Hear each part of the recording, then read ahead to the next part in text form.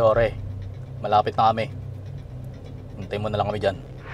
Sige, boss. Nga pala, boss. Dala nyo ba yung para sa akin?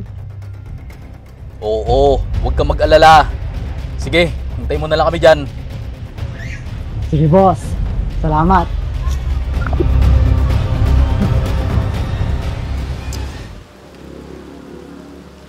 Tara, punta na lang tayo sa Mungkada. Ngayon na ba? Oo, ngayon na. Baka mainip si boss. Baka sa iba pa niya ipatrabaho yung pinapatrabaho niya. Sa bagay, malaking pera na yan. O sige, tara na.